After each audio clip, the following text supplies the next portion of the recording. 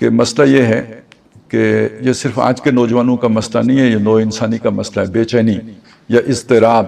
تو بے چینی ہو یا اضطراب ہو، بیسیکلی بنیادی طور پر یہ ایک نفسیاتی مسئلہ ہے۔ یعنی یہ کہ یہ کوئی جسم کے کسی حصے میں درد نہیں ہوتا، یہ کہیں سے ٹیسیں نہیں اٹھتی، کہیں مروڑ نہیں پڑتے، یہ کوئی فزیشین کا مسئلہ نہیں ہے، بلکہ یہ جو ہے نا وہ سائیکالوجسٹ یا سائیکیٹرسٹ کا مسئلہ ہے۔ اچھا، اب اس کی وجوہات جب ہم دیکھیں گے تو یہ سائیکالوجی کا مسئلہ بن جائے گا، اور وہ بھی گویا وہ کلینکل سائیکالوجی سے زیادہ جو ہے نا جو پیور اصل سائیکالوجی ہے اس کا مسئلہ بن جاتا ہے۔ تو اس کی روشنی میں جب ہم دیکھتے ہیں بھئی کہ کسی آدمی کے بے چینی کے اسباب کیا ہوتے ہیں، تو دنیاوی طور پہ یہی نظر آتا ہے کہ کچھ تو اسے معلوم باتیں ہوتی ہیں کہ کوئی غم ہے جو اسے معلوم ہے، اسے کوڑے دیں تو اندر سے نکل آتا ہے کہ بھئی اس کو یہ تکلیف ہے کہ جو اس کے ذہن پر جو خیال چھا گیا ہے، کوئی غم ہے، کوئی خوف ہے، مستقبل کا خوف ہے، یا ماضی کا کوئی غم ہے جس نے اس کے دماغ کے اندر ہلچل پیدا کی، یعنی اس کے اطمینان کو غارت کر دیا ہے، اس کے سکون کو برباد کر دیا ہے، کوئی ایسی بات نکلتی ہے۔ لیکن بات اتنی سادہ نہیں ہوتی، بعض چیزیں ایسی ہوتی ہیں اور بچپنی کی ہوتی ہیں کہ کوئی محرومی، کوئی کسی وقت پہ کوئی حادثہ، کوئی پریشانی ایسی لائق ہوتی ہے کہ وہ جا کے لاشعور میں بیٹھ جاتی ہے۔ لاشعور میں بیٹھ جانے کا مطلب یہ ہے کہ بندے کو خود نہیں پتا کہ کیا پرابلم ہے، لیکن وہ وہاں سے جیسے نا کوئی چھپ کے پتھر مارتا رہتا ہے اور نظر نہیں آتا، جب ہم کہتے ہیں جنات جو ہے نا پتھر مار کے چلے گئے، تو اسی طرح انسان کے ذہن کے اوپر یہ لاشعور میں بیٹھی ہوئی ناآسودہ خواہشات جو ہوتی ہیں وہ پتھر بازی کرتی رہتی ہیں، آدمی کو اپنی بے چینی کا پتہ نہیں ہوتا، اور سب سے زیادہ جو پرابلم پیدا کرتی ہیں وہ اسی طرح کی وہ چیزیں کرتی ہیں۔ جن کا پتہ ہوتا ہے ان کا کوئی نہ کوئی تدارک بندہ سوچتا ہے، لیکن یہ کہ جس وجہ کا پتہ ہی نہ چلے تو وہ جو ہے نا اس کا بہت مشکل ہو جاتا ہے۔ اسی لیے گھر کے ماحول کو پرامن رکھنا بہت ضروری ہوتا ہے۔ اگر بچے کو گھر میں اچھا ماحول، امن والا ماحول نہ ملے تو آپ اس کی نفسیات کو برباد کر دیتے ہیں، اور آپ کو پتہ نہیں ہوتا کہ آپ کیا تباہی پھر رہے ہیں، اور اس بچے کو بھی نہیں پتا ہوتا کہ کیا ہوا، اسے بڑے ہو کے بھی نہیں پتا چلتا کہ اس کی جو عادتیں بنی ہیں یہ کس وجہ سے بنی ہیں، وہ گھر کے اس غلط ماحول کی وجہ سے بنی ہوتی ہیں۔ خیر، میں صرف اس وقت یہ نقطہ واضح کر رہا تھا کہ بنیادی طور پر یہ نفسیاتی مسئلہ ہے، اور اس کا تعلق لاشعور، جو ہماری آج کی نفسیات کی جو بھی زبان ہے اس میں ہم کہیں گے کہ اس کا تعلق لاشعور، شعور سے زیادہ لاشعور سے ہوتا ہے۔ اب یہ تو ایک جو ہے نا ہمارا دنیاوی علوم بھی یہاں تک تو پہنچ چکے ہیں، اس کی یہ توجیہ کرتے ہیں، بے اطمینانی، اضطراب، بے چینی، اس کے اسباب یہ ہوتے ہیں، ٹھیک ہے۔ اب اس میں وہ کوئی بھی جو بھی غم یا خوف ہوتے ہیں وہ دنیا کی کوئی چیز ہوتی ہے، کسی کا کوئی محبوب شے تھی وہ اسے نہیں ملی، کوئی شے اس سے چھن گئی، کوئی اس کی خواہش تھی جو پوری نہیں ہوئی، یہی کچھ ہوتا ہے۔ لیکن جب ہم قرآن مجید کا مطالعہ کرتے ہیں اور حدیث نبوی صلی اللہ علیہ وسلم کو دیکھتے ہیں تو اس کی بنیادی وجہ کوئی اور سمجھ میں آتی ہے، ہوتی وہ بھی لاشعور میں ہی ہے، اس کا بھی آپ کو ادراک نہیں ہوتا۔ اس میں سب سے پہلی وجہ ہوتی ہے انسان کی شناخت۔ دیکھیں، ایک ہماری دنیا کی شناخت ہے، شناختی کارڈ کے اوپر ایک تو وہ لکھتے ہیں نا جی آپ کا فوٹو، یہ ایک شناخت ہے، دوسرا شناختی نشان اگر کوئی ہے تو، لیکن یہ کہ نام کے بعد کیا آتا ہے، والد کا نام کیوں آتا ہے، اس کا ہمارا شکل سے تو کوئی تعلق نہیں ہے، ہماری ظاہری شناخت کے ساتھ تو اس کا کوئی تعلق نہیں۔ تو آپ کو پتہ ہے کہ آپ کی شناخت کا ایک بہت بڑا ذریعہ آپ کے والد صاحب ہیں۔ اب آپ اس آدمی کا تصور کریں جس کو آپ کے اپنے باپ کا پتہ ہی نہ ہو، یا اس آدمی کا پتہ کریں کہ جس کا باپ ہے لیکن وہ انکاری ہوا، کہتا ہے میرا بیٹا نہیں ہے۔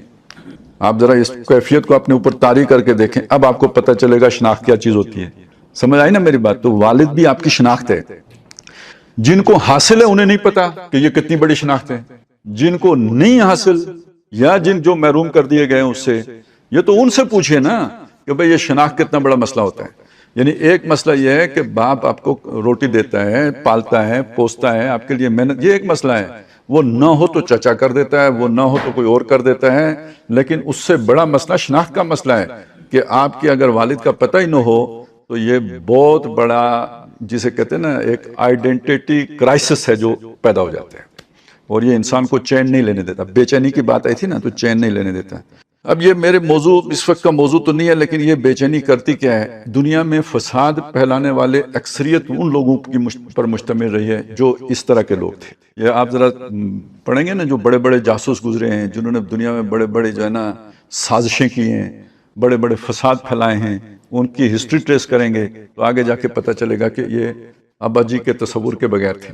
تو پہلی بات یہ سمجھ لیجئے کہ یہ بھی ایک شناخت کا ذریعہ ہے۔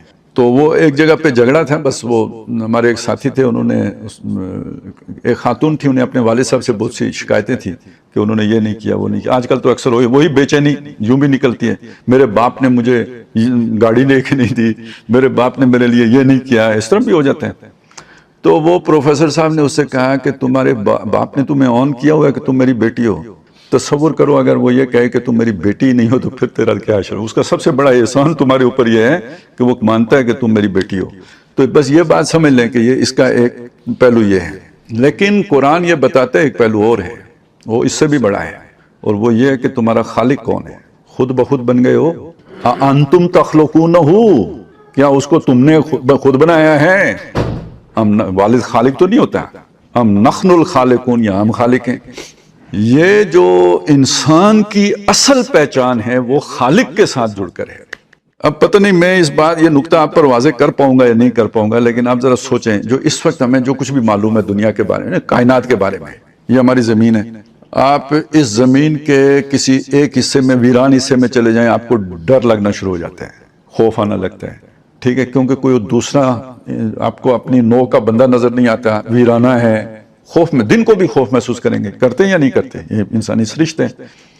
تو اس زمین کے اوپر ذرا آپ ذرا کھولیں، اس سے آگے بڑھیں تو نظام شمسی ہے، تو پھر گلیکسیز، تو پتہ نہیں کیا کیا، تو جو ہے نا وہ نوری سال، تو ویسے ہی مطلب ہم کدھر رہ رہے ہیں یار، کوئی بندہ پریشانی ہو جاتا ہے اگر آپ اسے اپنے آپ کو اس سینڈروم میں لے کے جائیں تو آپ ڈپریسڈ ہو جائیں گے کہ یار میں کدھر بیٹھا ہوا ہوں، اس زمین کی حیثیت کیا ہے جس کے اوپر میں تیر رہا ہوں، یہ تو خود ذرہ فانی بھی نہیں ہے۔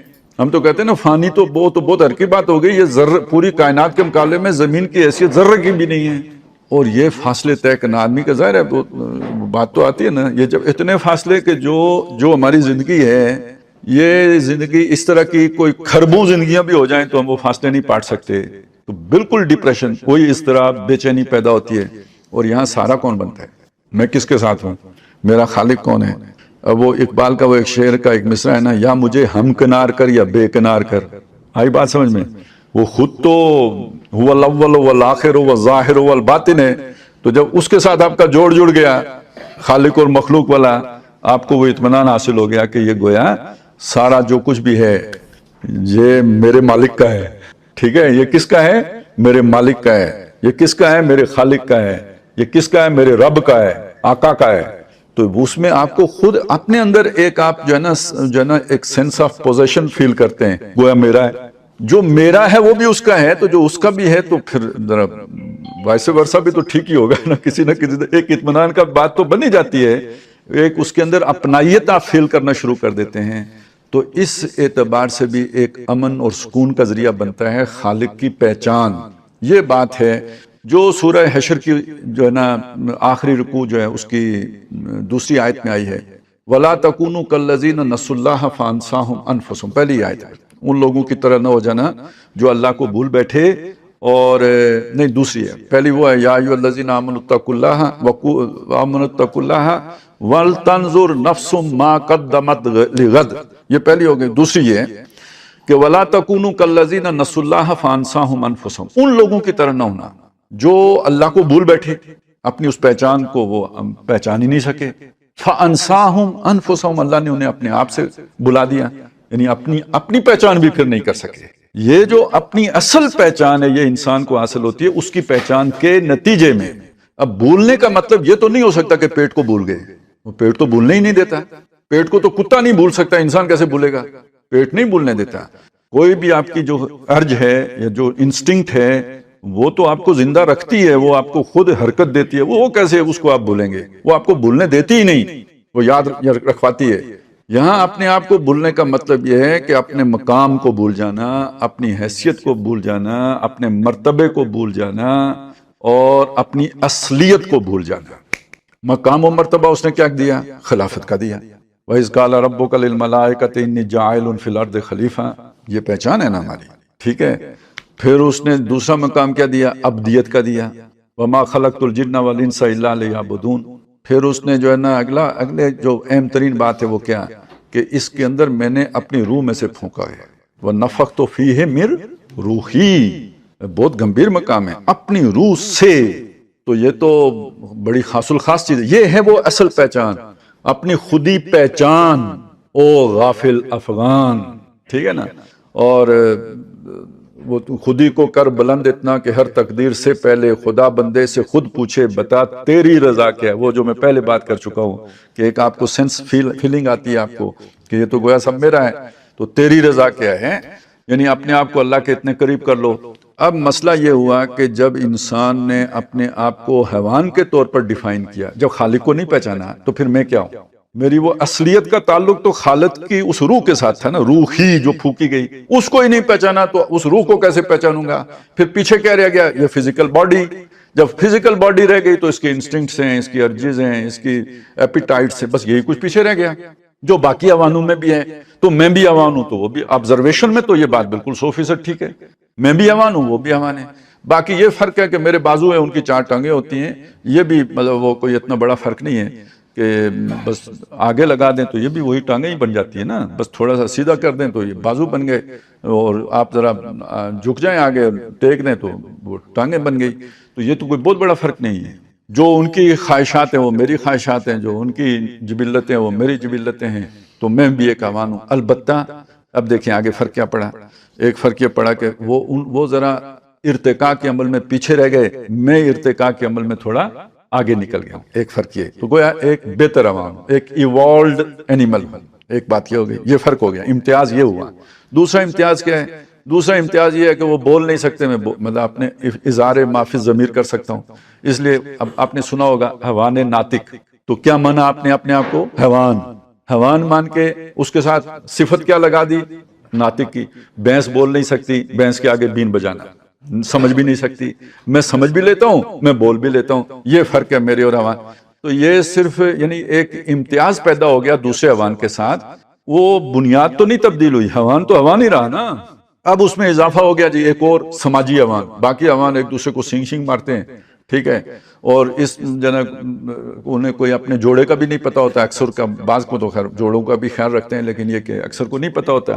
لیکن انسان ایک ایسا حیوان ہے جو سوشل ہے، یہ ایک دوسرے سے تعلق واسطہ اس کے بغیر نہیں رہ سکتا، اکیلا نہیں رہ سکتا، ٹھیک ہے، تنہا رہنا، ایک جوڑا بن کے بھی اکیلے رہنا پسند نہیں کرتا، مل جل کے رہنا پسند کرتا ہے، سماجی حیوان ہے۔ حیوان پھر بھی ساتھ جڑ گیا، حیوان ناطق ہے، سماجی حیوان ہے۔ اب لوگوں نے اس میں ایک اور اضافہ کر دیا، معاشی حیوان ہے، یہ پہلے نہیں تھا، یہ نئی ٹرم آئی ہے معاشی حیوان کی، اس لیے کہ باقی جو دانا چگ لیا کھا لیا، انسان فکر مند ہوتا ہے، پلان کرتا ہے، پروفیشن کیا ہے، کیریئر کیا ہے، یہ بہتر لائف کہاں سے ملے گی، یہ اس لیے یہ معاشی حیوان، اس کے لیے جدوجہد کرتا ہے صبح سے شام تک۔ اصل میں مقصد حیات تو معاشی ہو گیا نا، تو جب مقصد حیات معاش بن گیا تو پھر معاشی حیوان ہی ڈیفائن ہوگا۔ دیکھیں حیوان پھر بھی ساتھ جڑا ہوا ہے۔ چلے تو بات یہ ہوئی کہ جب آپ نے حیوان مانا تو کہیں نہ کہیں تو وہ لاشعور میں خلا تو رہ جائے گا، کون سے والا؟ وہ روح والا، پہچان والا، ٹھیک ہے۔ اب ایک آدمی کو باپ بیٹا نہیں بھی تسلیم کرتا، بیٹے کو باپ نہیں تسلیم کرتا، تو زندگی تو گزارے گا، اس کے لاشعوری میں جا کے وہ ساری گڑبڑ پیدا ہوگی نا جو باپ کے تسلیم نہ کرنے کے نتیجے میں ہوئی۔ تو جب خالق کو نہیں پہچانا تو بھی تو لاشعور کے اندر ایک گڑبڑ پیدا ہوگی۔ یہ وہ بے چینی ہے جو مادیت انسان کے اندر پیدا کرتی ہے، مادہ پرستی پیدا کرتی ہے۔ جب خدا پرستی سے انسان منہ موڑتا ہے اور مادہ پرستی میں مبتلا ہوتا ہے، یا یہ دنیاوی خواہشات ہی کے اندر گم ہو جاتا ہے، ظل سعیہم فی الحیات الدنیا، ساری محنت دنیا کمانے میں لگ جاتی ہے، مل بھی جاتی ہے، تمام تر خواہشیں پوری ہونے کے باوجود بھی اطمینان نہیں ملتا۔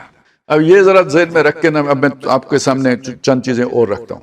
ابراہیم علیہ السلام کا معاملہ چونکہ اکثر قرآن مجید نے اسے بیان کیا ہے، ایک واقعہ یہ ہوا کہ جب انہوں نے وہ ساری قوم کے سامنے نا ایک طریقے سے اتمام حجت کی کہ یہ چاند جو ہے نا، ستارہ جو ہے یہ ہو سکتا ہے، پھر چاند کا کیا، پھر سورج کا کیا، تو جب سورج والا بھی ہو گیا اس کے بعد کہا کہ انی وجہت وجہی للذی فطر السماوات والارض، اب میں اپنا چہرہ اس ہستی کی طرف موڑتا ہوں جو ان سب کا خالق ہے، بات خالق کی آ گئی، جس نے ان کو بنایا ہے۔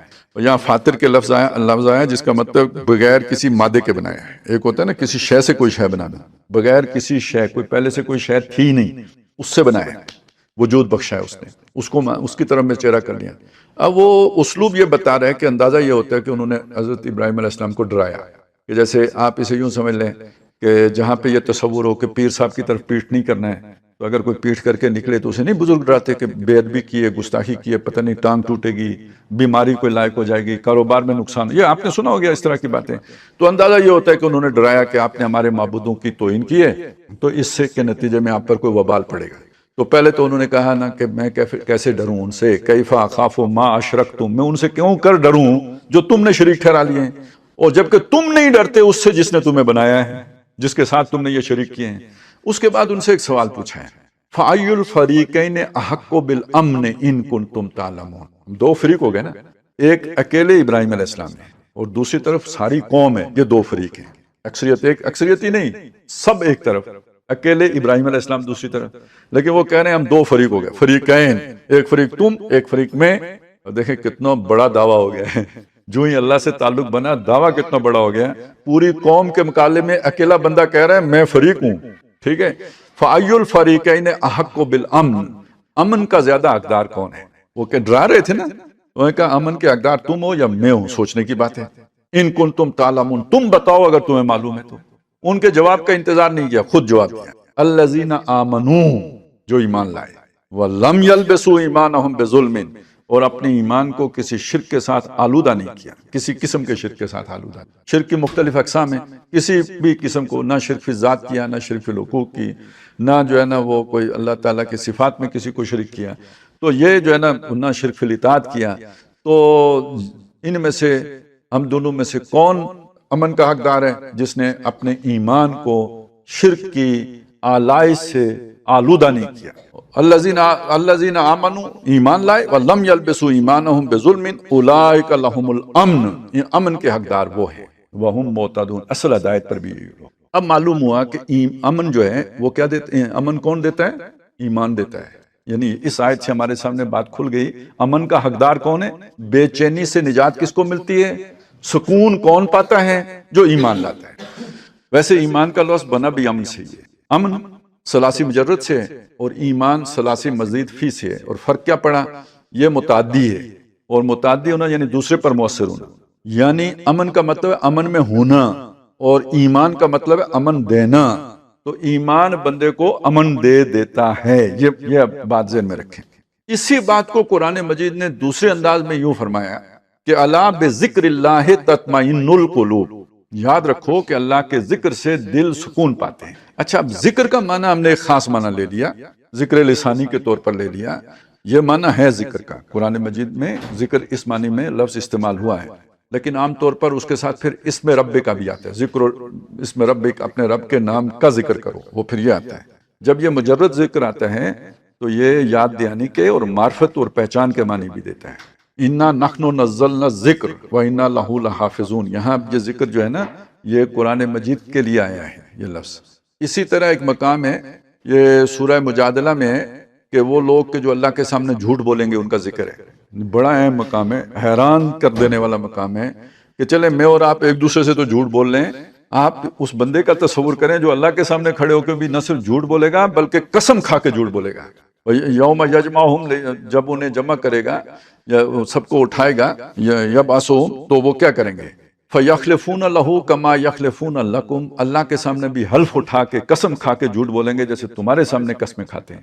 وَيَحْسَبُونَ أَنَّهُمْ عَلَىٰ شَيْءٍ، اتنی غلط فہمی میں مبتلا ہوں گے کہ وہ سمجھیں گے کہ ان کی قسم کوئی وزن رکھتی۔ ان کے بارے میں آگے الفاظ آئے، استحوذ علیہم الشیطان، ان پر شیطان چھا گیا ہے، پوری طرح شیطان مسلط ہو گئے۔ فَأَنْسَاهُمْ ذکر اللہ، اس شیطان نے ان کو اللہ کے ذکر کو بھلا دیا ہے۔ اب یہاں ذکر بھلا دینے کا کیا مطلب ہوگا؟ وَلَا تَكُونُوا كَالَّذِينَ نَسُوا اللَّهَ فَأَنْسَاهُمْ أَنفُسَهُمْ، ان لوگوں کی طرح نہ ہو جانا جو اللہ کو بھول بیٹھے، اللہ نے انہیں اپنے آپ سے غافل کر دیا۔ اب اس کے اوپر رکھیں غفلت ایسی کہ اللہ کی پہچان ہی ختم ہو گئی، شیطان نے انہیں ایسا غافل کر دیا کہ اللہ کی پہچان نہ ہونے کے نتیجے میں اللہ کے سامنے کوئی جھوٹ بولے گا نا، میرے سامنے جو جھوٹ بولتا ہے اسے پتا ہے، مجھے کیا پتا، حلف اٹھا کے وہ جان بچا لے گا۔ اب ایک شخص اللہ کے سامنے جھوٹ بولتا ہے تو اللہ کو نہیں پہچانتا تو جو جھوٹ بولے گا، اگر اللہ کو پہچانتا ہوتا تو جرت ہی نہ کرتا اللہ کے سامنے جھوٹ بولنے کی۔ گناہگار ہونا اللہ کے احکام کو توڑنا ایک علیحدہ مسئلہ ہے، یہ والی کیفیت ایک بالکل علیحدہ مسئلہ ہے۔ قیامت کے دن کچھ ایسے لوگوں کا بھی معاملہ ہے کہ جن کو جب اللہ تعالیٰ ان کا وہ کر کے تو اس کے بعد کہیں گے کہ جاؤ دوزخ میں جاؤ، کوئی جھوٹ نہیں بولیں گے، بلکہ یہ کہ فرشتوں کو پکڑ کے بھی دوزخ میں نہیں ڈالنا پڑے گا، وہ خود چل پڑیں گے۔ اللہ تعالیٰ بلا کے پوچھیں گے، باقیوں کو تو پکڑ پکڑ کے ڈال رہے ہوں گے نا، ظاہر ہے جو جسے قید ہو، کوئی کبھی خود بھی جیل گیا ہے، ادھر ہی سے گرفتار ہو کے تو لے جا کے حوالے کرتے ہیں، تو یہی منظر وہاں کا بھی ہوگا۔ تو اللہ تعالیٰ ان سے پوچھے گا تم خود چل پڑے کیوں؟ تو کہیں گے اللہ زندگی میں تو تیرا کوئی حکم نہیں مانا، تو اب ہم تیرے حکم کے مطابق بس جو تیری مرضی اس کے مطابق کریں گے۔ خیر وہ ایک علیحدہ مسئلہ چھڑ جائے گا، میں باقی آگے روکتا ہوں، لیکن آپ کو اتنی بات بتا دوں کہ ایسے لوگ بھی ہوں گے کہ جو سمجھیں گے کہ اللہ کے سامنے جھوٹ نہیں بولنا چاہیے، جو سمجھتے ہوں گے کہ اللہ کی بات ماننی چاہیے تھی، ہم نے نہیں مانی تو غلطی کی، لیکن ایسے بھی ہوں گے اللہ کے سامنے کھڑے کہ جو اس کے سامنے قسمیں کھا کے جھوٹ بولیں گے اور یہ سمجھیں گے کہ ہماری بات کے اندر کوئی وزن ہے، یہ قبول کی جانی چاہیے۔ یہ اب ذکر کا ایک معنی یہ بھی ہو گیا، یاد ہی نہیں رہا، بلکہ ذکر کا معنی پہچان اور معرفت بھی ہو گیا۔ تو یہ جو اللہ کی معرفت ہے یہ انسان کو سکون دیتی ہے۔ میں اللہ کرنے سے نہیں ضروری کہ سکون حاصل ہو جائے، جتنی معرفت بڑھتی چلی جائے گی اتنا سکون قلبی حاصل ہوتا چلا جائے گا۔ الذین، یہ کون ہوتے ہیں؟ اللہ کے ولی کون ہوتے ہیں؟ الذین آمنوا، جو ایمان لائے، وکانوا یتقون، اور گناہوں سے بچتے رہتے ہیں۔ بس یہ دو شرطیں بیان کی گئی ہیں۔ ہاں ایمان کے اپنے اپنے درجے ہیں، تقوی کے بھی اپنے اپنے درجے ہیں، لیکن جس درجے میں بھی ایمان اور تقوی ہو ولایت اسی درجے میں اس آدمی کے اندر موجود ہو۔ اللہ ولی الذین آمنوا یخرجہم من الظلمات الی النور۔ تو وہ جو کہیں لاشعور میں ایک خلا ہوتا ہے، ایک کمی ہوتی ہے اپنے رب کو نہ پہچان سکنے کی وجہ سے، یا اس سے مضبوط تعلق قائم نہ کر سکنے کی وجہ سے، وہ انسان کو اطمینان کا سانس نہیں لینے دیتی، بے چینی رہتی ہے۔ ایک بات تو یہ سامنے، اطمینان اللہ کی یاد سے یا اللہ کی پہچان سے حاصل ہوتا ہے، اور اگر اللہ کی یاد نہ ہو تو دل اطمینان نہیں پاتے۔ اب نہیں پاتے کو میں ذرا دوسری طرح سمجھا رہا ہوں، اس کے لیے دلائل آپ کے سامنے لے کے آ رہا ہوں۔ ایک آیت ہے، یہ سورہ زخرف کی آیت ہے، فرمایا وَمَنْ يَعْشُ عَنْ ذِكْرِ الرَّحْمَنِ، وہی ذکر کے الفاظ آئے، جو رحمان کے ذکر سے اعراض کرتا ہے، یعنی غافل رہتا ہے اللہ کی یاد سے اور اللہ کی پہچان سے، نقیض لہو شیطان، اس کے لیے ہم ایک شیطان مقرر کر دیتے ہیں، فہو قرین، وہ اس کا دوست بن جاتا ہے۔ قرین اصل میں وہ دوست جو بالکل متصل جڑ گیا ہو، قرن جو ہے نا وہ ساتھ ملا ہوا، یوں سمجھ لیں جسے آج کل عام طور پہ ہمزاد کہہ دیتے ہیں، تو ہمزاد ایک فرشتہ بھی ہو سکتا ہے، کرامن کاتبین، یہ بھی تو ہمزاد ہی ہے نا، ساتھی ہوتے ہیں، اور ہمزاد یہ شیطان بھی ہو سکتا ہے، یہ جو ساتھ مسلط کر دیا، تو وہ اس کے ساتھ ایک جو ہے نا قرین ہم لگا دیتے ہیں۔ وَإِنَّهُمْ لَيَصُدُّونَهُمْ عَنِ السَّبِيلِ، یہ قرین کیا کرتے ہیں؟ وہ انہیں سیدھی راہ سے بھٹکا کے دور لے جاتے ہیں، واپس اب انہیں آنے کا موقع نہیں دیتے۔ وَيَحْسَبُونَ أَنَّهُمْ مُهْتَدُونَ، یہ اپنے تئیں سمجھ رہے ہوتے ہیں ہم ہدایت پر ہیں، جیسے اللہ کے سامنے کھڑے ہو کے جھوٹ بول کے سمجھیں گے کہ ہماری چل جائے گی، ایسے ہی یہاں بے ہدایتیں ہو کے سمجھیں گے کہ ہم ہدایت پر ہیں۔ مت کس نے ماری؟ اس شیطان نے ماری۔ وہ کس نے مسلط کیا؟ اللہ نے کیا۔ کیوں کیا؟ وہ دل جب اللہ کی یاد سے خالی ہوا، خلا پیدا ہوا، ادھر شیطان نے تھوتنی لگا دی۔ خلا تو نہیں ہے، یہ دل ایک ایسی، یوں سمجھے نا وہ انسٹرومنٹ ہے، یا جیسے یہ آپ یہاں پہ رکھ دیں نا، ایک گلاس رکھ دیں، پانی تو آپ نہیں ڈالیں گے تو ہوا آکسیجن تو آئے گی، آپ آکسیجن سے تو اسے نہیں بچا سکتے جب تک کہ اسے کسی طرح کوئی اسپیشل کور کر کے سک کر کے آکسیجن نکال نہ دیں، تو وہ تو اس کے اندر ہی رہے گی۔ اسی طرح دل میں کچھ نہ کچھ غیر مرے ہی رہے گا۔ اللہ ہے تو ٹھیک ہے، اللہ نہیں ہے تو پھر شیطان ہے، یہ خالی نہیں رہ سکتا۔ یہ ہے وہ بات جو یہاں پہ، اب جب شیطان آ جائے گا، ایک تو وہ ہدایت سے دور رہ جائے گا، انسان جتنا اپنی اصل سے دور ہوتا چلا جاتا ہے بے چینی بڑھتی چلی جاتی ہے۔ کل شیء یرجع الی اصلہ، ہر شے اپنی اصلیت کی طرف رجوع کرنا چاہتی ہے۔ جب وہ اپنی اصلیت سے، جیسے گھر سے دور ہوتے ہوئے دل بے قرار ہوتا ہے، تو اسی طرح اپنی اصلیت سے جتنا آپ دور ہوں گے، اپنے مرکز سے دور ہوں گے، بے چینی کی ایک وجہ تو یہ بن جاتی ہے۔ ایک دوسری وجہ بھی ہے، یہ شیطان بھی بے چینی پیدا کرتا ہے۔ اب اصل میں نفسیاتی بیماریوں کا آغاز یہاں سے ہوتا ہے، جب شیطان اس کے اندر بے چینی کا اضافہ کر دیتا ہے۔ اس سے پہلے جو ہے نا، دیکھیں کوئی بھی نفسیاتی بیماری ہے، اس کی جو ابتدائی علامات ہیں وہ ہر آدمی کے اندر ہوتی ہیں، وہ نارمل چیزیں ہیں۔ وہ اب نارمل جب ہو جاتی ہیں جب وہ نفسیاتی بیماری بنتی ہے نا۔ اب نارمل بنانے کے پیچھے شیطانوں کا ہاتھ ہوتا ہے۔ یہ سورہ مریم میں الفاظ ہیں، الم تر انا ارسلنا الشیاطین علی الکافرین تعوذہم عزا، کیا آپ نے نہیں دیکھا کہ ہم شیطانوں کو بھیجتے ہیں کافروں کی طرف؟ اب یہاں کافر کا مطلب اگر آپ وہ لے لیں گے کہ جو بالکل جنہوں نے انکار کر دیا، تو وہ بھی وہ تو ہے ہی ہے، لیکن جو دم خالی او دم کیا ہے، جو دم غافل او دم کافر والی بات ہے. تو اب وہ اگر آپ اسے اس میں سامنے رکھیں گے تو وہ جو خالی دل ہے جس میں شیطان نے ڈیرے ڈال لیے ہیں، اس دل کے اوپر اب شیطان اپنے جو ہے نا ایڑ لگائے گا، اس کو جو ہے نا پش کرے گا، اسے دھکے دے گا اور اس کے اندر خواہشات پیدا کرے گا، حل مم مزید کی خواہش پیدا کرے گا. وہ جو ہے نا وہ کہتے ہیں امانی، وشفل تھنکنگ، یہ جو سارا کچھ یہ شیاطین اس کے اندر پیدا کریں گے. اور پھر یہ کہ لمبے لمبے امیدیں دلائیں گے، وعدے دلائیں گے، سبز باغ دکھائیں گے. یہ شیطانوں کا کام ہے. اب یہ جو حسرتیں ہوتی ہیں نا، یہی تو پھر ساری نفسیاتی مسائل کا وہ بنیاد بنتی ہیں. میں یہ حاصل کر لوں، میں وہ حاصل کر لوں. وہ جب حاصل نہیں ہوتا، خاص طور پہ نوجوانوں کی آپ نے بات کی ہے، تو یہ اس میں تو اتنا تجربہ بھی نہیں ہوتا. ابھی انسان کی نفسیاتی طور پر اتنی پختگی بھی نہیں ہوتی، کچا ذہن ہوتا ہے، چیزوں کو آئیڈیالائز کرتا ہے. اب ایک آدمی نے فرض کریں یہ طے کر لیا بچے نے ٹین ایج میں ہی کہ میں نے باہر جانا ہے. اب اگر اس نے محنت بھی کی، اس کا سارا کچھ درجہ بدرجہ ٹھیک جا رہا تھا، 19 تک تو معاملہ ٹھیک رہا، 20ویں پہ جا کے کوئی اچانک ایسا واقعہ پیش آ گیا کہ قسمت کی خوبی دیکھیے ٹوٹی کہاں کمر، 2-4 ہاتھ جب لبے بام رہ گیا. تو کیا آپ اس کے بعد وہ نارمل ملے گا آپ کو؟ بہت کم بچے ہیں جو اس کے بعد نارمل رہ سکیں. ان کے اندر پوری زندگی کے لیے اب نارملٹی آ جاتی ہے. بالکل شروع ہی میں دھکا لگ گیا نا، نہیں آگے بڑھ سکا، وہ بچ جاتے ہیں. جو چلتے چلتے بہت دور تک پہنچ گئے، کسی اپنی خواہش کے حصول کے بالکل قریب تک پہنچ گئے اور پھر نہیں ملی، وہ نہیں سنبھل پاتے.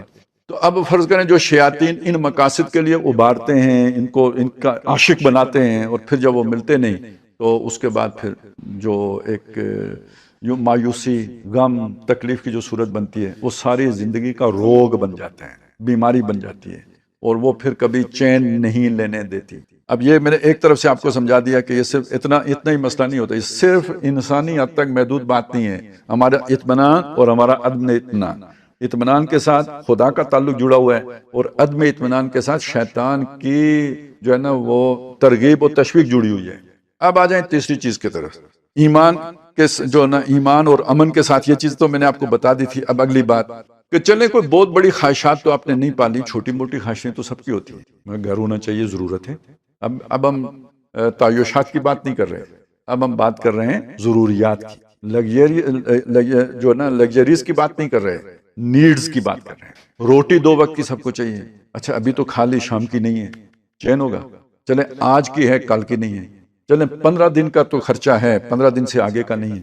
اچھا اس مہینے کا خرچہ ہے، گھر کے کرائے کے پیسے نہیں ہیں، یا گھر کے کرائے کے پیسے ہیں، بجلی کے بل کے پیسے نہیں ہیں. جس کی یہ مجبوری ہوگی اسے چین ہوگا؟ اس کو بھی کوئی چین نہیں. اور یہ تقریباً سب کے مسائل ہیں. اچھا ایک اور مسائل ہیں جن سے کسی کو بھی مفر نہیں، کیا امیر کیا غریب. مثلا ماں ہر ایک کی ہوتی ہے، امیر غریب سب کی، سبھی تقریباً ماں سے محبت بھی کرتے ہیں. آخر اس نے مرنا ہوتا ہے ایک دن. جدائی، کسی کا جوان بچہ فوت ہو جاتا ہے، کسی کی بیوی فوت ہو جاتی ہے، کسی کا میاں فوت ہو جاتا ہے. یہ ہوتا ہے یا نہیں؟ حادثے ہوتے ہیں یا نہیں؟ ایکسیڈنٹس. اور پارٹنگز آر آلویز پینفل. یہ جو جدائیاں ہوتی ہیں ہمیشہ تکلیف دہ ہوتی ہیں، اور ان سے مفر ہی نہیں، رستگاری ہی نہیں. کون ہے جس کو اس غم سے نہ گزرنا پڑا؟ کاروباری نقصانات. اور پھر جو اب ہمارا معاشرہ جس طرح کے بن گیا ہے، روز کی آپ بل جمع کرانا جائیں تو ٹینشن، یعنی سب کچھ ہے پھر بھی ٹینشن. کیوں؟ کوئی قانون پر عمل نہیں ہے، کوئی اصول نہیں ہے، کوئی ضابطہ نہیں ہے. یہ سارے حالات. اب اس کا کیا علاج ہے؟ ایمان اس کا بھی علاج ہے. اب دیکھیں میں نے بات کی تھی نا اللہ کی معرفت، میں نے صرف ذکر کی بات نہیں کی تھی، معرفت. اب معرفت پر آئیں. یہ جو کچھ بھی ہوتا ہے کون کرتا ہے؟ ایمان کا تقاضا، پہچان، اللہ کو پہچاننے کا تقاضا کیا ہے؟ ما اصاب من مصیبت الا باذن اللہ. کوئی مصیبت نہیں آتی مگر اللہ کے اذن سے آتی ہے. یہ شعور، یہ ادراک، ٹھیک ہے، یہ باعث اطمینان بن جاتا ہے. کیسے؟ اللہ کے اذن سے آئی ہے، میں اللہ کا مخلص ہوں، میرے لیے اللہ نے غلط تو نہیں سوچنا. دوستی تو ہوتی ہے اس شے کا نا جس میں اعتماد ہوتا ہے. جب ٹرسٹ نہیں رہا نا، ٹرسٹ ڈیفیسٹ ہو گیا، دوستی ختم. دوستی نام ہی ٹرسٹ کا ہے، اور وہ ٹرسٹ کیا ہے کہ میں اللہ کے ساتھ مخلص ہوں، خیر خواہ ہوں، میں پوری جو ہے نا اپنا تن من دھن لگا رہا ہوں، تو میرے لیے جو کچھ بھی ہوا وہ اللہ نے خیر ہی کیا ہوگا. اور یہ صرف میں تکا نہیں لگا رہا ہوں. قل اللہم مالک الملک تؤتی الملک من تشاء وتنزع الملک ممن تشاء وتعز من تشاء وتذل من تشاء. آگے آپ پڑھیں بیدک الخیر. ہاں خیر ہے، جب تو دیتا ہے اس میں بھی خیر ہوتا ہے، جب چھینتا ہے اس میں بھی خیر ہے. یہ میرا مسکنسپشن ہے نا، جب چھین لیا تنز ہو، جب چھین لیا میں سمجھتا ہوں مجھے ذلیل کر دیا، نہیں، وہ اسی میں میری بلائی تھی۔ اب یہ بلائی آپ سمجھ لیں وہ کیا ہے۔ سورہ شورى میں اس مصیبت کا جو ذکر کیا ہے نا، تو وہ اس انداز میں کیا، وَمَا أَصَابَكُم مِّن مُّصِيبَةٍ فَبِمَا كَسَبَتْ أَيْدِيكُمْ، جو بھی مصیبت تم پر آتی ہے تمہارے ہاتھوں کے عمل کے نتیجے میں آتی ہے۔ اب اسے جوڑیں ایک حدیث کے ساتھ، کل بنی آدم خطاؤن، تمام بنی آدم خطا کار ہیں، سب خطائیں کرتے ہیں۔ اچھا، جس گناہ کا پتہ ہوگا اس گناہ کی تو چلے معافی مانگیں گے، کتنے گناہ ہوتے ہیں کہ جن کی ہمیں پتہ بھی نہیں ہوتا، سوچ ہی سوچ میں گناہ ہو رہے ہوتے ہیں، اللہ کے ہاں تو بہت بڑا گناہ ہے۔ دیکھیں نا، ویسے میرا دل کرتا ہے کہ میں چوری کروں، سوچ بھی رہا ہوں، پلاننگ بھی کر رہا ہوں، سب کچھ کر رہا ہوں، اب میرا ہاتھ نہیں پڑا تو بس نہیں کی، ٹھیک ہے، تو وہ تو پھر میری تو اپنی طرف سے میں نے کسر تو کوئی نہیں چھوڑی ہوئی نا، اپنی طرف سے تو میں نے پوری تیاری پکڑ رکھی ہے، موقع نہیں ملا تو ہو تو گیا نا کام۔ تو بہت سے گناہ ایسے ہوتے ہیں جن کا ہمیں شعور اور ادراک تک نہیں ہوتا، اب اس پہ اگر آخرت میں محاسبہ ہو تو کیا بچے گا، سارے اعمال چلے گئے۔ بعض لوگوں کے ساتھ یہ ہوگا دنیا میں جن کو ان کی غلط کاریوں کی سزا نہیں ملی، تو وہ جب آخرت میں ایک آدمی کا ذکر آیا، حضور صلی اللہ علیہ وسلم نے بلکہ پوچھا صحابہ سے، میری امت کا غریب آدمی کون ہے، مفلس کون ہے؟ تو صحابہ نے بتایا جس کے پاس پیسے نہیں ہیں، انہوں نے کہا نہیں، پھر انہوں نے کہا جی آپ ہی بتائیے، تو حضور نے فرمایا وہ شخص کہ جب اللہ کے سامنے حاضر ہوگا تو پہاڑ جتنے اس کے نیک اعمال ہوں گے۔ پھر ایک بندہ آ جائے گا، وہ کہے گا جی اللہ تعالیٰ اس نے مجھے گالی دی تھی، اللہ کہے گا اتنی نیکیاں تیری۔ دوسرا کہے گا اس نے مجھے تھپڑ مارا تھا، اللہ کہے گا یہ نیکیاں تم لے جاؤ۔ لوگ آتے جائیں گے، اب حصہ لیتے جائیں گے، وہاں تو کرنسی یہی ہے نا، نیکیاں ہی کرنسی ہے، یہاں تک کہ وہ پورا پہاڑ ختم ہو جائے گا۔ طالبین ابھی باقی ہوں گے، سائلین معترضین جو ہوں گے وہ ابھی باقی ہوں گے۔ تو اب اللہ تعالیٰ انہیں کہے گا اچھا تم اپنے گناہ چھوڑتے جاؤ، تو اتنے چھوڑ جا، تو اتنے چھوڑ جا، تو اتنے چھوڑ جا، اور جتنا نیکیوں کا پہاڑ تھا اتنا پہاڑ برائیوں کا بن جائے گا، ٹھیک ہو گیا۔ اب وہ اٹھا کے ان برائیوں کے بوجھ کے ساتھ دوزخ میں ڈال، یہ مفلس ہے۔ اب آپ مجھے بتائیں، اگر اللہ تعالیٰ میری آج کی غلطیوں کو ڈیفر کر کے آخرت میں یہ والا کام کرے، وہ بہتر ہے، یا یہ کہ اس کے بدلے میں آج مجھے بخار ہو گیا، آج کوئی حادثہ ہو گیا، آج کوئی پریشانی آ گئی، کوئی دکھ پہنچ گیا، وہ بہتر ہے۔ اور ایک بات اور آپ کو بتاؤں، وہ یہ ہے کہ یہ بھی اللہ کے نبی صلی اللہ علیہ وسلم نے فرمایا کہ انسان نیک اعمال کر کے وہ مقام حاصل نہیں کر سکتا جتنا تکلیفوں اور شدائد و مصائب پہ صبر کر کے اللہ تعالیٰ اسے جس مقام تک پہنچا دیتے ہیں۔ اب بتائیں خیر ہے یا نہیں ہے؟ اب ٹھیک ہے، آپ کو جب یہ معلوم ہو گیا نا، یہ آپ کا بن گیا ذہن، یہ آپ کا ویژن ہے، تو جو آپ کے اوپر طبعی اثر تو ضرور ہوگا، جو چیز آپ سے چھن گئی نا اس کا یعنی بلی بھی مر جائے تو بندے کو افسوس ہوتا ہے، وہ ہمارے گھر میں میوں میوں کیا کرتی تھی، وہ آواز آج نہیں ہے، افسوس ہونا، طبیعت کے پر اثر ہونا ایک علیحدہ بات ہے، دل مطمئن ہوگا۔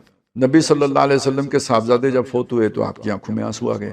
اب جو صحابہ یہ ساری باتیں جانتے تھے تو ان میں سے ایک جو پوری نہیں جانتے تھے، ایک حصہ جانتے تھے، تو انہوں نے نبی صلی اللہ علیہ وسلم سے مطلب استفہامیہ انداز میں یہ بات کہی، حضور آپ کی آنکھوں میں آنسو؟ تو فرمایا ہاں آنکھیں روتی ہیں، دل مطمئن ہے اللہ کے فیصلے سے۔ تو یہ دو بالکل علیحدہ چیزیں ہیں۔ اب آپ اسے سمجھ لیجئے اس بات کے ساتھ، کس بات کے ساتھ؟ کہ یہ جو 3 دن کے سوگ کی اجازت کا جو ہے نا معاملہ ہے، کہ اپنے آپ کو 3 دن کے اندر سنبھالو، بات اس سے آگے گئی تو گویا یہ ایمان کی کمی یا اس معرفت کی کمی کا جو ہے نا یہ شاخسانہ ہے۔ تو اب دیکھیں آپ کو کوئی حادثہ پریشان کر سکتا ہے، روگ بن سکتا ہے، کم از کم نہیں بن سکتا۔ اسی کو اب آگے کی طرف لے، یہ تو پچھلی باتیں ہو گئی نا ماضی سے متعلق، جو غم ستاتے ہیں انسان کو اور بے چین کرتے ہیں۔ مستقبل بھی بہت پریشان کرتا ہے، انگزائٹی کی تو بنیادی مستقبل بنتا ہے نا، کل کیا ہوگا، یہ جو کام میں کر رہا ہوں یہ توڑ چڑھے گا نہیں چڑھے گا، یہ میں رشتہ کر رہا ہوں ہوگا کہ نہیں ہوگا، ہو تو گیا ہے، پتہ نہیں کوئی مخالف جا کے اس کے اندر اڑنگا نہ لگا دے، ٹھیک ہے، یا یہ کہ یہ میں جو ہے نا وہ سفر میرا تمام ہوگا یا نہیں ہوگا، منزل پہ پہنچوں گا یا نہیں پہنچوں گا، کوئی چوری نہ ہو جائے، کوئی ڈاکہ نہ پڑے، یہ نہ ہو جائے، وہ نہ جائے، یہ سارے خوف اس سے پیدا ہوتے ہیں۔ کل کیا ہوگا، خوف اس سے جنم لیتا ہے۔ تو کل کیا ہوگا؟ جو منظور خدا ہوگا، اور جو منظور خدا ہوگا وہ ٹھیک ہوگا۔ خدا خالق، خدا مالک، خدا کا حکم تو کیسا، رضائے رب پہ راضی رہے یہ حرف آرزو کیسا، تو خدا جو کرے گا ٹھیک ہی کرے گا، تو مجھے کیا پرواہ، اطمینان پھر بھی ہو گیا نا۔ خوف سے بھی نجات ہو گئی یا نہیں، اور غم سے بھی نجات ہو گئی یا نہیں۔ الا ان اولیاء اللہ لا خوف علیہم ولا هم یحزنون، بات واضح ہو گئی۔ میں نے آپ کو آیات و احادیث کے حوالے سے سمجھا دیا اور عقل کے اعتبار سے بھی بات آپ کے سامنے سمجھا دی کہ یہ اطمینان کیسے ہوتا ہے۔ یہ اطمینان ایسے حاصل ہوتا ہے کہ جب انسان اللہ کی معرفت حاصل کرتا ہے تو اس کے نتیجے میں دل کو اطمینان حاصل ہو جاتا ہے. نہ کریں تو پھر وہ معرفت حاصل نہ ہو، ادھر پھر شیطان ڈیرا لگاتا ہے، اور شیطان کیا کرتا ہے؟ اطمینان نہیں دیتا، عدم اطمینان میں اضافہ کرتا چلا جاتا ہے. اور ظاہر ہے یہ کسی کے اوپر جن آ جائے یا کسی کو کوئی نفسیاتی عارضہ لاحق ہو جائے، یہ پہچان کرنا ہی مشکل ہوتا ہے. آپ عامل کے پاس لے کے گئیں وہ کہے گا سایہ ہے، آپ سائیکیاٹرسٹ کے پاس لے کے جائیں وہ کہے گا کہ یہ اس کا یہ والا مسئلہ ہے. باقی وہ جو دواؤں شواؤں کا اثر ہوتا ہے نا، وہ کیا ہوتا ہے؟ یہ جو بھی اثرات پڑتے ہیں نا، یہ دماغ پر، اصل میں تو کام آگے دماغ نے کرنا ہوتا ہے نا سارا. یہ باقی کیمیکل جو خارج ہو رہے ہوتے ہیں یا جو بھی پیچھے سے علامات ہو رہے ہوتے ہیں وہ تو کسی اور جگہ سے آ رہے ہوتے ہیں، لیکن آگے فنکشننگ جو ساری ہوتی ہے وہ دماغ کی ہوتی ہے. اس دماغ کو ڈم کر دو، اس کو ذرا ڈل کر دو، اس کو ذرا تھوڑا سلو کر دو، تو بس وہ پھر فریکوینسی وہ رہتی ہی نہیں، تو وہ ایک سکون دوسری طرح حاصل ہو جاتا ہے.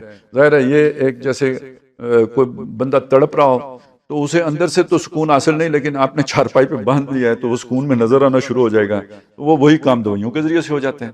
تو بات یہ ہے وہ دوائیاں بھی مؤثر ہو جاتی ہیں اور بعض اوقات دم درود بھی مؤثر ہو جاتا ہے، لیکن اصل بات یہ ہوتی ہے جو میں نے آپ کے سامنے رکھی. اسی میں آج کی دنیا میں جو ایک نئی جو ہرس اور ہوس بڑھ گئی ہے نا، اس کی وجہ بھی سمجھیں. پہلے اتنی دنیا تھی نہیں، کیا تھا جی؟ زمین ہے، اس پہ ہل چلانا ہے، جنگل ہے، اسے لکڑیاں کاٹ کے لانی ہے، اور چولہا جلانا ہے. جتنی آپ کی ضرورت ہے اتنی لکڑیاں ہوں تو کافی ہے. اپنی اس زمین کا اناج ہے جو آپ نے پورا سال چلانا ہے، اسی سے کچھ ساگ ترکاری وغیرہ ہے وہ نکال کے آپ نے کھا پی لینا ہے. اللہ اللہ خیر سر. وہ کپڑے پہننے ہیں، جو جوتے ہوئے تو ٹھیک ہے، نہیں ہوئے تب بھی خیر ہے. مطلب جوتے بھی کوئی وہ اتنی بڑی پرابلم نہیں تھی. وہ ایک ہوتی تھی، وہ بنا لیتے تھے یہ جو ہوتا ہے چاولوں کی جو، وہ اس سے بھی بنا لیتے تھے عارضی سے جوتے، وہ بھی چل جاتے تھے. تو اب تو زندگی جو ہے نا بہت ہی سہولت والی تو ہو گئی ہے. ہر شے جو ہے نا ہمیں میسر. شداد کو کیا جنت میں میسر تھا جو اس نے بنائی تھی؟ ہمیں تو ہمارے گھر واقعتاً جنت ہے، لیکن دیکھیں ہر شے کی قیمت ہے جو ادا کرنی پڑتی ہے، اس کے بغیر نہیں ملتی. بیڈ بھی پیسوں کا آتا ہے تو ٹیبل بھی پیسوں کا آتا ہے، تو ایئر کنڈیشن بھی پیسے مانگتا ہے، اور گاڑی بھی پیسے مانگتی ہے، اور یہ اس کے لیے پھر محنت کرنی پڑتی ہے، اس کے بغیر تو نہیں ہوتا. اور وہ محنت ہمیں اتنی کرنی پڑتی ہے، ہم ایک دوسرے جوگے نہیں رہے. اللہ جوگے تو چھوڑیں، ایک دوسرے جوگے بھی نہیں رہے. اب وہ بیٹھ کے گپے مارنے کا ٹائم نہیں ہے. میاں بیوی کے ساتھ آپس میں جو ہے نا وہ بات چیت کرنے کا ٹائم نہیں ہوتا. بچوں کو ٹائم دینے کے لیے ماں باپ کے پاس نہیں ہوتا. اور جو زیادہ ذرا اپنی زندگی اچھی سوچتے ہیں کہ بھئی ہم نے اور بہتر زندگی بسر کرنی ہے، وہ زندگی کا جو ہے نا وہ اسے اور کیا کہیں ٹیا پانچا اس طرح کرتے ہیں کہ دونوں نوکری کر لیتے ہیں. اب نہ ان کے پاس ٹائم ہے نہ ان کے پاس ٹائم ہے. شام کو دونوں تھکے ہوئے آئے تو اس میں کیا کوئی بات چیت ہوگی تو لڑائی ہی ہو سکتی ہے. بات چیت کوئی مطلب خوشگوار موڈ میں بات چیت کا تو کوئی موقع ہی نہیں ہے. رہ کے تو وہ ایک اتوار بچا. تو چونکہ بہرحال ابھی تک ہماری سوشل لائف بھی کسی نہ کسی درجے میں ہے، تو اتوار اس سے بھی زیادہ مصروف ہو جاتے ہیں، کیونکہ وہ فلانا فوتگی ہو گئی تھی، فلانا جو ہے نا شادی ہے، فلانا یہ ہے، وہ سارا اس کی نظر ہو گیا. اپنے گھر کے لیے تو ٹائم بچا نہیں. تو اب آپ دیکھیں نا، جب ہم اس دنیا میں اس طرح کھبیں گے تو اطمینان کدھر سے پھر حاصل؟ نہ اب آپ کی عام جو جبلت کو جس سیٹسفیکشن کی ضرورت ہے وہ بھی میسر نہیں رہی. نہ آپ کو آرام پورا میسر ہے، نہ آپ کو جو نا صحیح صحت میسر ہے، نہ ہی آپ کو گھر کی جو ایک دوسرے سے سکون کا معاملہ ہے نا، کہ شادی کا ایک مقصد جو ہے نا وہ سکون بھی ہے، نہ وہ سکون میسر ہے، نہ اولاد کو والدین سے جو ہے نا وہ خوشی میسر ہو رہی ہے، نہ کھیلتا دیکھ کر والدین آنکھوں کی ٹھنڈک جو ہے نا وہ پا رہے ہیں. تو یہ دنیا کی اس دوڑ نے بے چینی میں لاکھوں گنا اضافہ کر دیا ہے. اور اللہ ماشاء اللہ دیکھیں اکثر و بیشتر ہماری دینی ایکٹیویٹی بھی اب دنیا کی خاطر ہو گئی ہے. مطلب جو مذہبی گھرانے ہیں وہ بچے کو نماز پڑھانے کی تلقین کر کے کہتے ہیں بعد میں جو ہے نا دعا کرنا امتحان میں نمبر اچھے آ جائے، ٹھیک ہے نا، خدا محنت جو ہے نا اس کا پھل دے. تو اصل بات تو پھر وہ ہو گئی نا ساری. ذہن کیا بنایا ہم نے؟ دنیا بنانے کا بنایا. تو یہ بات جب یہاں تک پہنچ گئی ہے تو پھر دیکھیں دنیا کے پیچھے چین نہیں ملتا. اب میں آپ کو چند مثالیں اور دے دیتا ہوں. آدم علیہ السلام کے 2 بیٹے تھے، حابیل اور قابیل. دنیا کے کسی مسئلے میں ان کے درمیان جو ہے نا وہ کوئی دنیا کا مسئلہ تھا جو بون آف کنٹینشن بنا، تو چین پھر نہیں رہا. ایک قتل ہو گیا، فساد فی الارض کی صورت بن گئی. دوسرے کو چین مل گیا نہیں، وہ بھی بے چین ہو گیا کہ بھائی کو قتل کر دیا. اسی وقت آتا ہے نا پھر وہ مایوس ہو گیا. جب دنیا کی دوڑ لگتی ہے تو چین رخصت ہو جاتا ہے. کیونکہ وہ حاصل کرنا ہے. حاصل کر پاؤں گا یا نہیں کر پاؤں گا، اینگزائٹی. حاصل کر لیا ہے، بچا سکوں گا یا ہاتھ سے نکل جائے گا، اینگزائٹی. اور اس کے جو فرض کریں کوئی نکل گیا ہاتھ سے یا نہیں مل سکا تو غم. وہ نوکری مجھے ملنی تھی، وہ پتہ نہیں کوئی سفارشی وہاں پہ بھرتی ہو گیا، اب ساری زندگی وہ میں سے غرض نشاد کس روح سوا کو ہے، ایک گونا بے خودی مجھے دن رات چاہیے، وہ سکون نہیں لینے دیتا وہ واقعہ، تو اس لیے پیتا ہوں. ٹھیک ہے نا. تو اب یہ ساری چیزیں جو ہے نا، اب اس کے یہ جو اسلام نے خودکشی حرام کی ہے، نشہ حرام کیا ہے، تو خودکشی بھی اسی خوف اور غم کی انتہا کا نتیجہ ہے. نشہ بھی اسی کا جو ہے نا، غم مٹانے کے لیے نشہ کیا جاتا ہے نا. وہ کیا ہے، چھین لے مجھ سے حافظہ میرا، یاد ماضی عذاب ہے یا رب، چھین لے مجھ سے حافظہ میرا. تو وہ اب حافظہ تو نہیں چھینتا، وہ یاد ماضی تو آ کے کچوکے لگاتی ہے. تو پھر وہ اب کیسے چھینا جائے؟ کوئی اور صورت نہیں ہے سوائے اس کے کہ کو لگے دم تو مٹے غم. تو یہ ساری یعنی آپ یہ دیکھیں، اطمینان نہ نشے سے ہے نہ حصول دنیا کی دوڑ سے ہے، بلکہ یہ چیزیں بڑھاتی ہیں. اور نہ ہی خودکشی کرنے سے کوئی جو ہے نا وہ وقتی مسئلہ حل ہوتا ہے. اب تو گھبرا کے یہ کہتے ہیں کہ مر جائیں گے، مر کے بھی چین نہ پایا تو کدھر جائیں گے، وہ آگے کا مسئلہ تو پھر بھی کھڑا ہی ہے نا. تو اس اعتبار سے جو قرآن مجید ہمیں سبق دیتا ہے چین کا، امن کا، سکون کا، وہ اللہ سے تعلق کے نتیجے میں نصیب ہوتا ہے. جتنا وہ گہرا ہوتا چلا جائے، جتنی اللہ کی معرفت بڑھتی چلی جائے، اتنا ہی انسان کو سکون ہوتا چلا جاتا ہے. یہ جو میں آخری بات کہی ہے، بس اس کے حوالے سے میں آپ کے سامنے قرآن مجید کی ایک سورت کا تھوڑا خلاصہ سا پیش کر دیتا ہوں. سورۃ الفجر ہے. اس کے درمیان میں اس کا مرکزی مضمون ہے یہ کہ دنیا میں نشیب و فراز ہوتے ہیں، اونچ نیچ آتی ہے، کبھی خوشی ہوتی ہے، کبھی غم ہوتا ہے، اور یہ امتحان کے لیے ہوتا ہے. اللہ کو پہچانیں گے تو دنیا کو امتحان سمجھیں گے، اللہ کو نہیں پہچانیں گے تو دنیا کو ریوارڈ سمجھیں گے. ٹھیک ہے. اس وقت پوری دنیا کو ریوارڈ ہی سمجھ رہے، محنت کرو گے پھل پاؤ گے، یہی سمجھ کے کام ہو رہا ہے نا. اللہ کے نقطۂ نظر سے دیکھو تو دنیا امتحان کے لیے. وہ بات یہاں سمجھائی، فَأَمَّا الْإِنسان، یہ جو انسان ہے، اِذَا مَبْتَلَاهُ رَبُّهُ، جب اس کا رب اس کا امتحان لیتا ہے، امتحان کی خاطر اسے فَأَكْرَمَهُ وَنَعَمَهُ، اسے خوب عزت بھی دیتا ہے، نعمتیں بھی دیتے ہیں، ہوتی امتحان کے لیے. فَيَقُولُ رَبِّي أَكْرَمَنِ، وہ سمجھتا ہے میرے رب نے مجھے عزت دے دی ہے. یہ ریوارڈ نہیں تھا، یہ امتحان تھا، یہ غلط سمجھا. وَأَمَّا إِذَا مَبْتَلَاهُ، وہ جب اسے دوسری طرح آزماتا ہے، فَقَدَرَ عَلَيْهِ رِزْقَهُ، ناپ تول کے دینا شروع کرتا ہے، فَيَقُولُ رَبِّي أَهَانَنِ، میرے رب نے میری بےزتی کر دی. کلا، بالکل غلط کہتا ہے، ایسا نہیں ہے. اب یہ اللہ کو مانتا ہے. دیکھیں، اس نے یہ نہیں کہا کہ مجھے جو ہے نا دولت کی دیوی نے دولت دی ہے، اس نے یہ نہیں کہا کہ وہ مجھ سے جو کسی دیوتا نے چھین لی ہے، اس نے اللہ نے دیا ہے. لیکن اللہ کی پوری معرفت نہیں ہے کہ اللہ کا دنیا کا منصوبہ کیا ہے. اس وجہ سے اسے وہ غلط فہمی ہو گئی، پریشان ہو گیا. اگر اسے اللہ کے منصوبے کا پتہ ہوتا تو اسے وہ اطمینان ہوتا ہے، رضائے رب پہ راضی رہتا. من یؤمن باللہ یہدی قلبہ، اس کا دل مطمئن رہتا ہے اس بات کے اوپر. اب یہ وہ شخصیت ہے جس کو اس پہ اطمینان ہو جاتا ہے کہ اچھے برے دن دونوں، یعنی اچھے جب بھلے دن آئے زیادہ شکر گزار بن جائے، اللہ کی نعمتوں کا قدردان اور شکر گزار بن جائے، اور جب مصیبتیں، مصائب، پریشان کن دن آئے صابر بن جائے، صبر کرنے والا بن جائے. صبر ایوب کی مثال کیوں دی جاتی ہے؟ انہوں نے تو اللہ سے کوئی گلہ نہیں کیا، وہ تو نہیں مایوس ہوئے. یہ مثال اس لیے، یہ دونوں امتحان کی صورتیں ہیں. کبھی دے کے آزماتا ہے، کبھی لے کے آزماتا ہے. جب دے تو شکر کرو، جب لے تو صبر کرو. اب یہ آدمی مطمئن آدمی ہوگا یا نہیں؟ سوچے نا، اطمینان والا ہے یا نہیں؟ آخر میں خطاب کس سے ہے جب وہ یہ بندہ واپس لوٹے گا اپنے رب کی طرف؟ یا ایتھا النفس المطمئنہ، اے وہ جان جو اطمینان سے تھی. یعنی ایمان کا لازمی نتیجہ یہ والا اطمینان ہے. یہ اگر نصیب ہے تو ایمان ہے، یہ اگر نصیب نہیں ہے تو یہ نہ سمجھ لیجئے گا کافر ہے. کافر کی شرائط علیحدہ ہے. آج کل یہ وضاحت علیحدہ کرنی پڑتی ہے، نہیں تو بندہ تلوار نکال کے نہ کہتا ہے چل بھائی یہ تو کافر ہے، اس کو ختم کرو. ٹھیک ہے، تو اب تو کلمہ بھی کام نہیں آتا. لہذا یہ بات سمجھ لیں، یہ نہیں اس سے کوئی کافر نہیں ہو جاتا، لیکن وہ جو ایمان کی وہ گہرائی ہے نا وہ نصیب نہیں ہوتی تو امن اور سکون عکارت ہو جاتا ہے. باقی یہ اب خطرہ ہے کہ جب یہ دنیا سے جائے گا تو خوشی سے نہیں جائے گا، مطمئن نہیں جائے گا نا. کیونکہ جو اطمینان سے تھا اسے پتا تھا یہ امتحان ہے. اس کو جب پروانہ آئے گا جانے کا تو وہ سمجھے گا امتحان ختم، چھٹی. وہ اسکول کی گھنٹی بج گئی، بھائی چلو جان چھٹی، اب چلیں اپنے رب کے پاس. ارجعی الی ربک، وہ اب اپنے رب کی طرف چل پڑا، یہاں امتحان کے لیے تھا، دور آیا ہوا تھا، اب واپس اپنے رب کی طرف جا رہا ہے۔ اور جو اس کو سمجھ رہا تھا ریوارڈ، تو وہ تو اپنی نعمتیں اس کی چھن رہی ہیں، نہیں بھی چھن رہی تو توقع تو ہے نا کبھی ملیں گی، کبھی ہمارے دن بھی تو آئیں گے۔ جو ایک بندہ مطمئن اپنے آپ کو یوں بھی کر لیتا ہے کہ چلیں کبھی تو اچھے دن آئیں گے، تو وہ اب تو اچھے دنوں کے انتظار میں یہاں بیٹھا ہوا تھا، اوپر سے اسرائیل علیہ السلام آ گئے، بھئی آپ تو بڑے غلط ٹائم پہ آ گئے ہیں، میرے تو اچھے دن ابھی آئے ہی نہیں، نہ یہ اطمینان سے جائے گا، نہ سکندر اعظم اطمینان سے جائے گا، اطمینان سے وہ جائے گا جو اسے امتحان سمجھ رہا ہوگا۔ تو بس یہ عمومی باتیں سب کے لیے ہیں، نوجوانوں کے لیے زیادہ اس لیے ہو گئی ہیں کہ اس عمر میں ویسے بھی بندہ ابھی نفسیاتی پختگی نہیں ہوتی، ذرا خواب بندہ زیادہ دیکھتا ہے، اور ہمارے اس دور میں کچھ زیادہ ہی دیکھتے ہیں، خواہشات بھی بہت بڑھ گئی ہیں، تو اس لیے وہ ہمیں بے چینی نوجوانوں میں زیادہ نظر آتی ہے، جبکہ شکار ہم سب ہیں۔ اللہ تعالی ہمیں اپنی معرفت نصیب فرمائے اور اس میں اضافہ فرمائے، بڑھتی رہے، وہ سوچ سمجھ میں اضافہ ہو، اور دنیا کے غموں اور جو ہموم و غموم ہیں ان سے نجات عطا فرمائے۔ اقول قولی ھذا واستغفر اللہ لی ولکم ولسائر المسلمین والمسلمات۔